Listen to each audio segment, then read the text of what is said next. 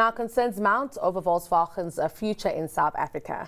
This as the automotive company continues to grapple with logistics and energy challenges, raising concerns about the sustainability of its operations.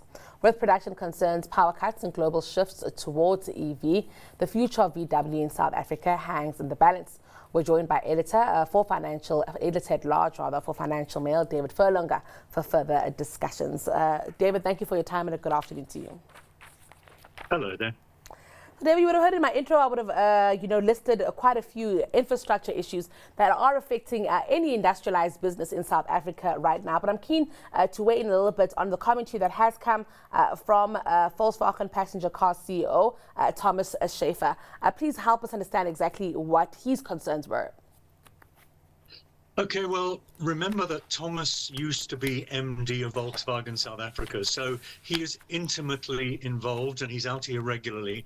He knows everything that goes on here, and he used to give similar warnings when he was working here, because government and unions tend to believe that because multinationals have invested billions of rands here, that they're never going to leave. The problem is when you put those billions of rands into real money, into the dollars and the euros and the sterling, well, maybe not sterling these days, but it's almost funny money. It's money that they can do away with and lose, not easily, but without much compunction. And if you look at the logistical situation in this country, it's chaos. The ports are chaos, the roads are chaos, the railways are chaos. Load shedding doesn't help. Volkswagen South Africa last year lost 10,000 cars to load shedding. So production was 10,000 below where it should have been. The German parent company has had to spend 4 million euros, so what's that, about 80, 90 million rand, on new diesel generators, plus the cost of the diesel to keep the plant going during crisis periods. So throw all this together and you can understand why Thomas and other CEOs are very worried about the situation here. I wouldn't go so far as to say that Volkswagen's future is in the balance. It is very, very committed to South Africa, and it will take a hell of a lot to make it leave. But government at the moment is doing all it can to persuade it that perhaps it should leave. Another thing that Thomas raised was the issue with the EV policy. You and I have spoken about this extensively, that South Africa was just taking too long here. I'm also keen to get your thoughts there, specifically with VW. What we have seen is some auto sectors saying, well, we'll continue without the policy, but other players saying we want the policy in place. Well, yes, we've got two companies already make hybrid electric cars. We've got two others have said they will do so. The problem you've got is that when you look at the small print of the government's intended EV policy, and we're still a long way from the white paper, which will actually be the official policy, what it wants local companies to make is battery electric vehicles, which means no hybrid, no ICE. It wants them to build exclusively battery electric vehicles that will be plugged in.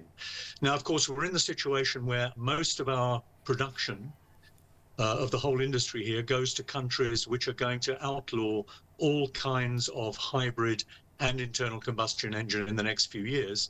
But of course, there are still a lot of countries which will continue with ICE, so we've got that balance. But if you look at VW, they've said they would like to make battery electric vehicles from 2035. Question is, what sort of state will they be in there? Because they export 2/3 of their production to Europe.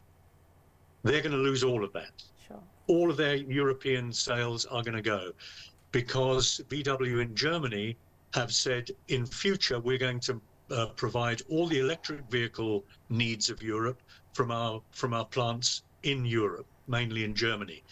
So VW is going to have to go in the short to medium term, the internal combustion engine route, and none of us knows what the picture is going to be like in 2035. So I understand Thomas's concerns. Martina Bina, who is the current MD, is talking desperately to government to try and get some sort of clarity, but they're getting nowhere, absolutely nowhere. Also ask you about the issue of reducing import duties for EVs. What we have seen in other markets is that, for instance, when import duties are reduced, you might see an influx of, Chinese imports coming in. I'm wondering how that might fare with producers such as VW. Well, if we're talking about import duties that affect the consumer, then yes, that has been a hot topic of conversation. If you look at the markets where EVs, and we're not just talking battery electrics, but also the hybrids, where they've succeeded, in almost all cases, it's been because governments have reduced import duties, they've reduced ad valorem, they've made all sorts of concessions to make them affordable. Government here says, no ways, we can't afford it. They're talking about doing a two-phase thing. First of all, incentives for manufacturing. Then they say incentives later for consumers. But the problem is that most manufacturers want to have a market for the vehicles they're making here. Now, of course, we've got BMW and Mercedes-Benz who take a different attitude. They export almost everything. But government has said at the moment, look at the state of the country's finances. The full cost of consumer incentives over the long term, they say, could be about 120 billion rand. They say, we don't have that money. So consumers are just going to have to suck it up. That, we're not going to help you pay for them. So that's where it is. The industry says that's crazy. The government said that's the fiscal reality. We can't afford it. So, David, before I let you go, I'm keen to get your thoughts on just the autos as a whole. In a country that's really been on a deindustrialization journey, the auto sector has been one that has held up quite strong. And I'm wondering, considering some of the concerns that Thomas has raised, and even looking at this EV policy issue that is emerging here, are we bound to find a more irate CEOs and business leaders really alluding to what VW is alluding to right now? I'm not sure you're going to get them more irate than they are now. In private, they're all pretty, I nearly said something I shouldn't, but they're all pretty angry.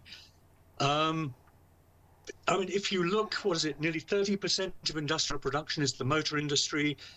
It was always supposed to be the basis of the reindustrialization of the South African economy. But now we're beyond that. It's now going to be the base for the reindustrialization of the African economy. And if the South African motor industry doesn't work, it's not just us who suffers, it's the rest of the continent, because this is meant to be the base of the African motor industry. So yeah, the CEOs really are fuming at the moment. Naturally, they are very polite in their talkings to government, and everyone loves one another and shares cups of coffee. But behind the scenes, really, they're very, what should I say, miffed. Well, only time will tell, David. I think we'll have to wait until February with that budget and hear exactly what a National Treasury has for us. Thank you for taking us through this one. A very interesting development indeed. That was editor-at-large for Financial Mail, David Furlonger.